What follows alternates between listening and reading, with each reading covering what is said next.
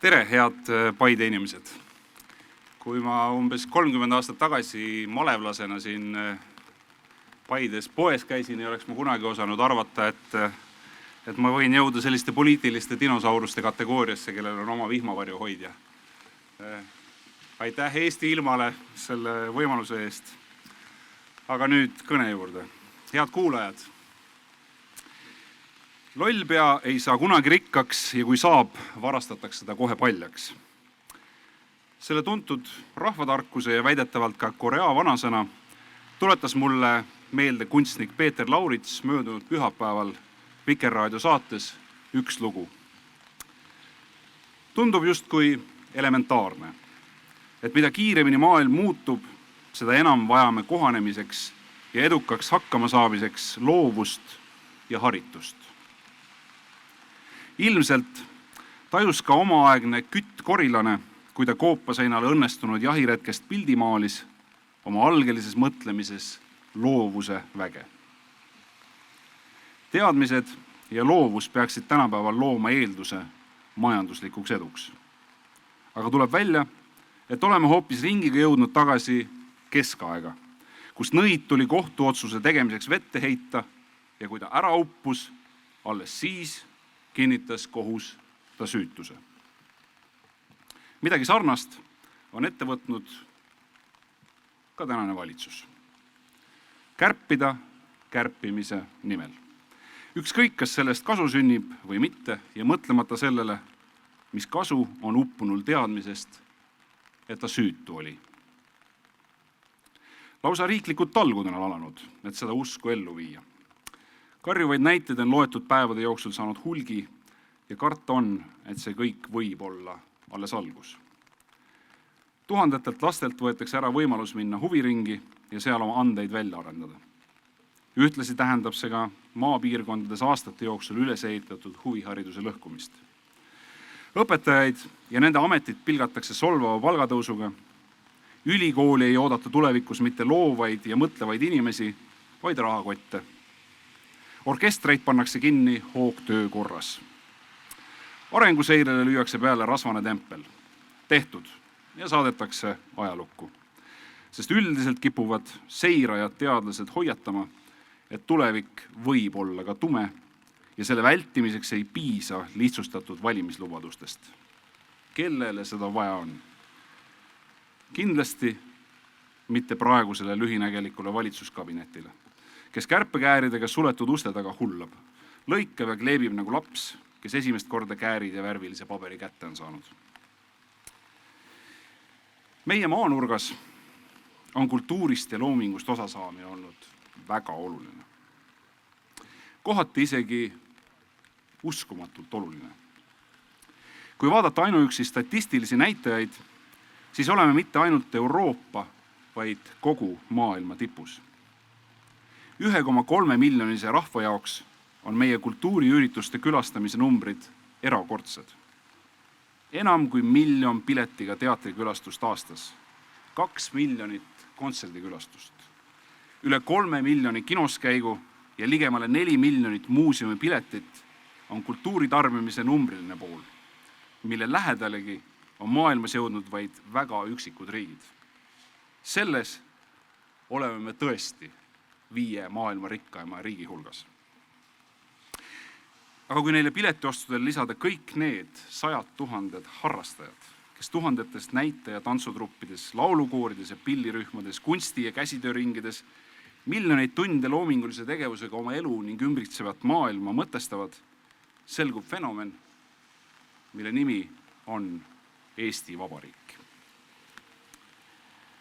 Muidugi pärinevad need numbrid pandeemiaeelsest ajast, võib ju öelda, aga see ei muuda kuidagi meie rahvuslikku eripära. Minu arvates väga sümpaatset ja väga olulist eripära. Meie rahva ja riigi identiteet, olla kultuurriik, on tõsisem taotlus kui pangakeldrisse ladustatud rahapakid. Uskuge mind. Väärikust ja inimlikkust ei saa mitte ühegi valuuta eest Saksamaalt või Soomest sisse osta. Rahvuskultuuri ja identiteedi järele ei saa minna pangega Kanadasse või Stockholmi. Need on väärtused, mida on põlvkondade kaupa edasi antud. Kui me oma põhiväärtusi kärpekääridega lõikama hakkame, siis on see sama rumal, nagu oli Kalju Kanguri lasteraamatu tegelase Trebla jutt. Kas mäletate? Ta ütles, ma lõikan selle teki pikemaks. On üsna tõenäoline, et ka meie ükssarvikute ja IT edulood toetuvad muu hulgas just loomingulisele mõtlemisele. Progressiivses maailmas on juba mõnda aega rõhutatud loodus- ja täppisteaduste olulisuse kõrval seda, et kindlasti on vaja õpetada ja arendada ka kauneid kunste. Fakte saab ikka järele vaadata, aga ainult loovusest tekivad uute ideede algimpulsid. Teisisõnu on see võõramaine lühend STEM, Science, Technology, Engineering and Math, ehk siis teadus, tehnoloogia, inseneritehnika ja matemaatika saanud juurde A. A, mis tähendab arts ehk kunstid. Ja nüüd on sellest saanud mitte STEM, vaid STEAM. Kiiresti muutuvas keskkonnas ja ka ärikeskkonnas on loovus ja loominguline mõtlemine edukaks kohanemiseks hädavajalikud oskused. Jah, igasugune loovus eeldab ka vahendeid, kuid vahendid üksinda loovust esile kutsuda ei suuda. Ega meil pole tegelikult kunagi olnud aegu, kus raha oleks üle jäänud ja enamasti on olnud päris keeruline, et hakkama saada. Piisab vaid meenutada taasiseseisvumist 30 aastat tagasi. Nagu ma juba varem viitasin, olin tollal suviti õpilasmalevlane siinsamas Paide külje all ja noorusele omaselt on mälestused üsna muretud, eriti muidugi suvisest ajast.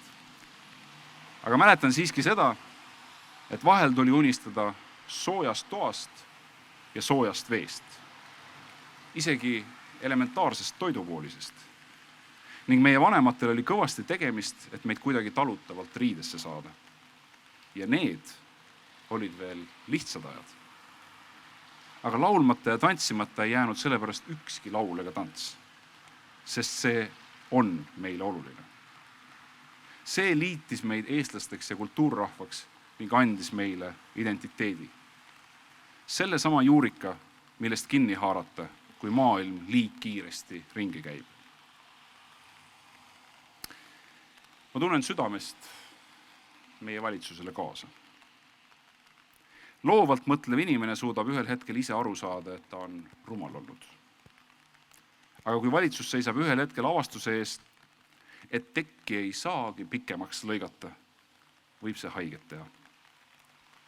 Ja siis peame meie nende kõrval seisma ja aitama selle valusa tõega leppida, et nad meeltesegaduses iseennast pikemaks lõikama ei hakkaks. Aga veel parem, aitame neil selle tõeni jõuda juba kohe täna. Sest õnneks on meie hulgas lugematu hulk loovalt mõtlevaid inimesi. Seda kinnitavad paljud lood üle Eesti. Üks neist lugudest, mis teeb südame soojaks ja lisab kindlust ning usku targa tuleviku suhtes, on minu jaoks Paide lugu. Kui Paide tollane linnapea, kes just äsja ka siin oli ja on jätkuvalt siin, mulle minu arust 2016. aastal rääkis, et te tahate Paidesse teatri teha. Arvasin ma, et see on tore nali, mida tehakse näitlejast kultuuriministri arvel. Mulle meenus tookord Jakob Liiv, just selle hulluks peetava luuletaja vend, kes oma ainsa pintsaku Estonia teatri ehituseks annetas. Eks Jakobist arvas nii mõnigi seda sama, kui ta Rakvere linnapeana 1927. aastal tahtis hakata Rakverre teatrit ehitama. Kuigi Jakobi silmad seda enam ei näinud, avati 13 aastat hiljem Rakveres teater. Ja me keegi ei kujuta tänapäeval Rakveret ilma teatrita ette. Aga no need lood juhtusid pea sajand tagasi ja Jakob, nagu öeldud, oli ju parasjagu hull. Teades Paidega samas mastis omavalitsuste eelarvete suurusjärke, tundus mulle tollal üsna utoopiline, et sellist kokkulepet on võimalik kogukonnas saavutada. Muuseas, lihtsalt võib-olla huvitav teada, et proportsionaalselt on teie Paide inimeste panus oma linna eelarves teie teatri toetuseks 10 korda suurem kui riigieelarvesse planeeritud kogu huvitegevuse toetus, mida nüüd nii jõhkral moel lõikama minnakse. Aga tulles tagasi Paide ja teatri juurde, siis mul on pagana hea meel, et ma tol korral eksisin. See ei olnud nali. Te tegite selle ära. Ja ma loodan, et olete ise ka uhked. Teil on põhjust olla. Teie teater on oluline. Teie kultuurihullus, kui nii võib öelda, on oluline. See aitab maailma päästa. Väga paljude jaoks ka Paidest kaugemal. Ja ehk päästab selline suhtumine meid ka selle lühinägeliku poliitiku käest, kelle jaoks loov mõtlemine on keerulisem kui hiina keeles Shanghai oru murre. Ehk õnnestub see õnnetu poliitik suvel näiteks teatrisse meelitada ja aidata ta uuesti tulevikku vaatavale, raskele, aga vajalikule teele. Meie ju teame, et looming võib meist teha parema inimese. Et kunst päästab maailma. Aitame siis temalgi sellele arusaamisele jõuda. Aitäh!